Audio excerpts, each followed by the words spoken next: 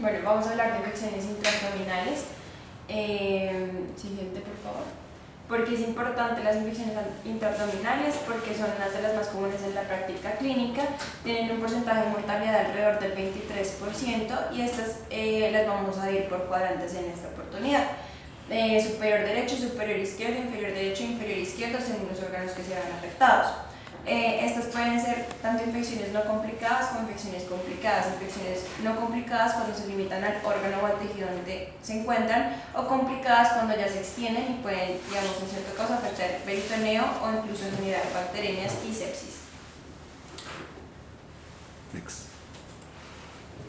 Para la flora intestinal normal vamos a hablar que la flora intestinal, nosotros nacemos con una flora estéril y a medida que vamos creciendo, avanzando en edad, vamos teniendo mayor flora.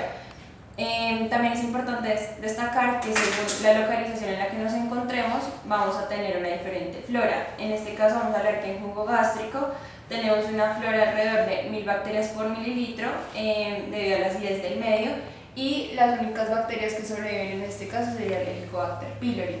A medida que vamos avanzando, digamos en intestino delgado, vamos a tener 10 a la 4 bacterias por mililitro en duodeno, hasta 10 a la 7 bacterias por mililitro en hilo terminal. Y ya en colon, pues llega a ser hasta el 95% de la microbiota del ser humano, de 10 a la 11 bacterias a 10 a la 12 bacterias por mililitro de contenido, que puede tener un peso de 300 a 600 gramos.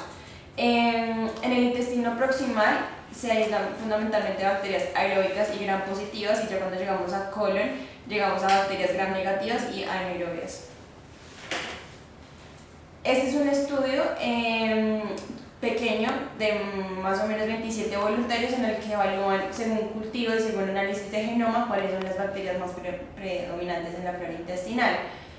Por cultivo evidencian que lo más frecuente son bacteroides, Eubacterium, Bifidobacterium, Leptostreptococcus, Clostridium y Ruminococcus, mientras que por análisis de genoma bacteriano encontramos bacteroides en un 37%, Clostridium leptum o Clostridium spp y Eubacterium en un 16 al 14%, Bifidobacterium y Enterobacterias y Lactobacillus en un menor porcentaje y no identificadas hasta un 30%.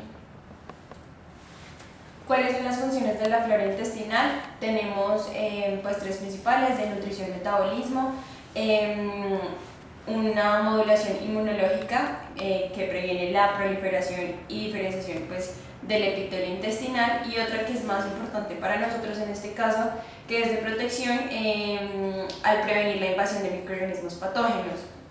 No solamente prevención de colonización por bacterias exógenas, sino también sobrecrecimiento de especies oportunistas que están en este caso equilibradas en la flora normal. Para la fisiopatología tenemos en general una translocación bacteriana, ese es el mecanismo principal.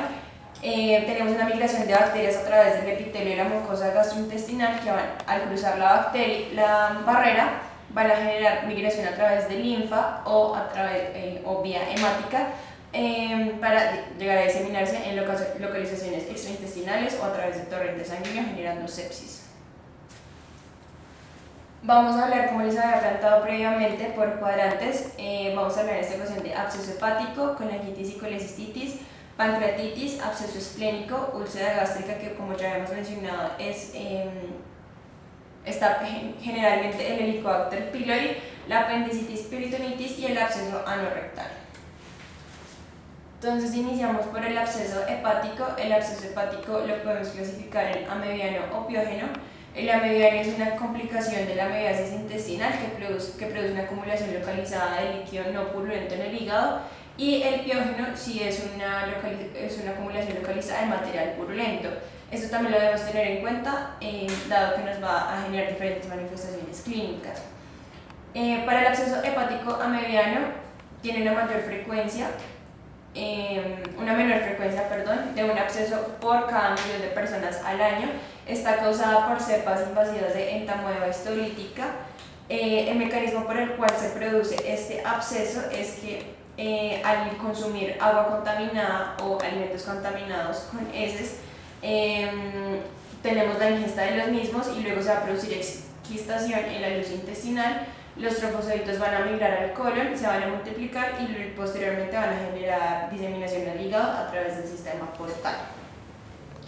Para el absceso hepático piógeno vamos a tener una acumulación localizada de material purulento, que pues va a tener una incidencia de 1 a 4 casos por cada 100.000 personas al año, es mucho más frecuente que la mediana.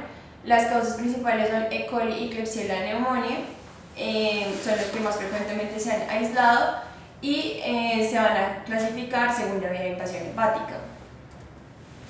Entonces acá tenemos una tabla con las frecuencias según la vía de infección. Lo que más frecuente vamos a encontrar es una infección por árbol biliar. La colangitis aquí es la causa principal de abscesos hepáticos piógenos. Según orden de frecuencia vamos a encontrar entonces la arteria hepática, cualquier bacteriana sistémica, por ejemplo endocarditis o sepsis de catéter, pueden extenderse a hígado a través de esta ruta. La vena porta, teniendo en cuenta que drena casi todas las vísceras abdominales, puede traer infección de cualquier otro órgano. La extensión directa, que puede ser por abscesos intraabdominales, subclínicos, perirenales o algún aledaño que genere pues el absceso hepático. Y traumatismo, que puede ser un traumatismo penetrante o también el traumatismo cerrado, es decir, los hematomas hepáticos pueden predisponer a este absceso.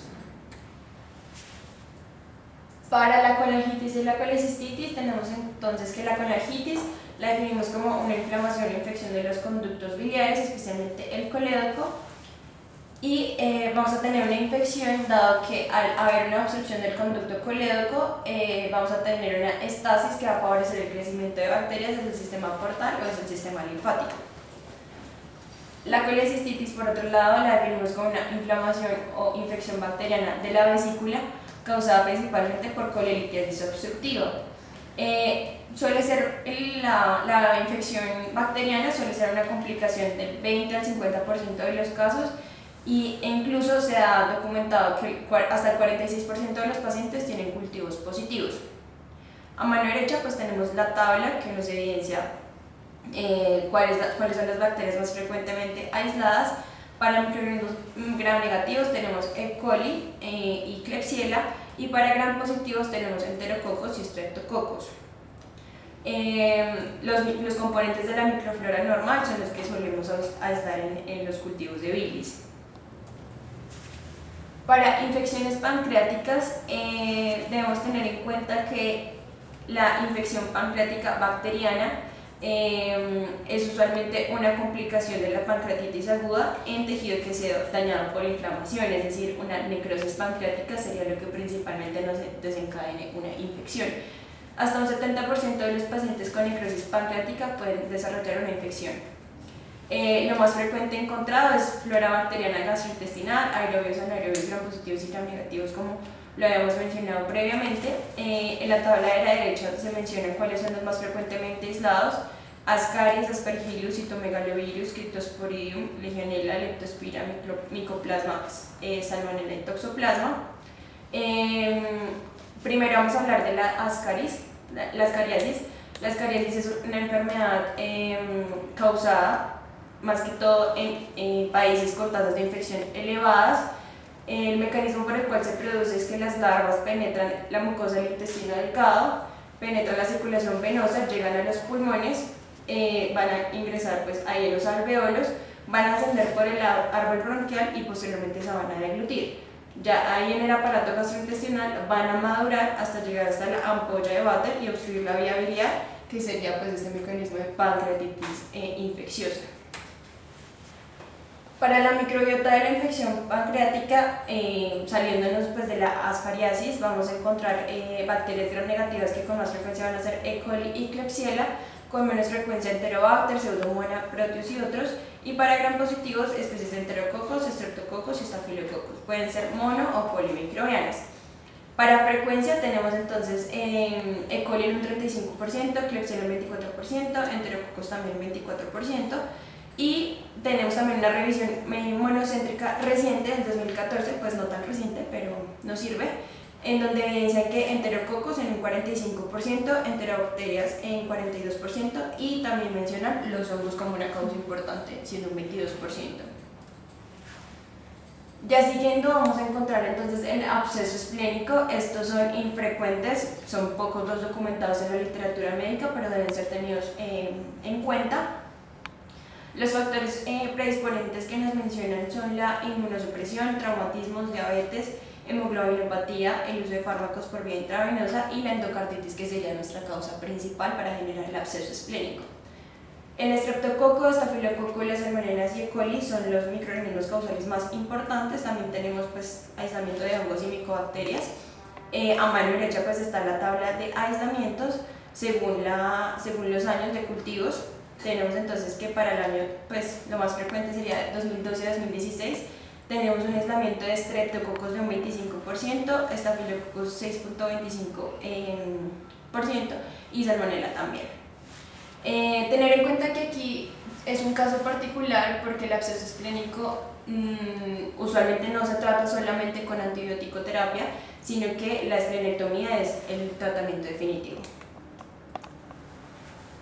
Seguimos entonces con apendicitis. Se define como la inflamación aguda del apéndice, se presenta habitualmente en la adolescencia, en los primeros años de la edad adulta. Generalmente es polimicrobiana e incluye bacilos gram negativos aerobios y anaerobios. Tener en cuenta que está debatido en este momento el apéndice, pues la función del apéndice. Se ha documentado que por la parte bacteriana, las bacterias que residen en el apéndice generan pues una biopelícula rica en moco que se libera al tubo digestivo. En caso de enfermedades diarreicas se utiliza para repoblar ese intestino.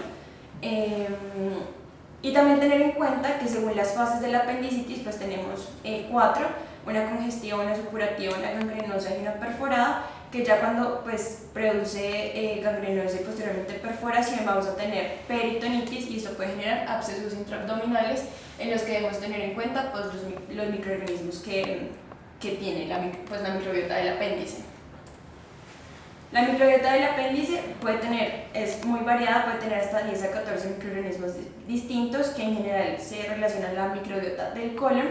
Tenemos una mezcla de bacterias facultativas y anaerobias con predominio de E. coli, bacteroides, Prebotella, Bilophila, Streptococcus, Enterobacteria y Streptococcus viridans, sobre todo Streptococcus aeruginosus. Ya para el absceso anorrectal, tener en cuenta que es la presencia de bacterias patógenas en paredes del ano y del recto que se generan por una invasión de gérmenes propios de heces. El más importante aquí es la Escherichia coli, y se genera pues que al haber una lesión, una glándula o una herida, esta va a ser como la puerta de entrada para que se acumulen ahí. Los hallazgos bacteriológicos, digamos, para ano y recto, es muy difícil que tengamos cultivo de esta área, pero al tener cultivo lo que más aislado es E. coli y Klebsiella. Y ya, esta sería la bibliografía principal: Enfermedades infecciosas, principios y práctica, de Mandel, Douglas y Bennett.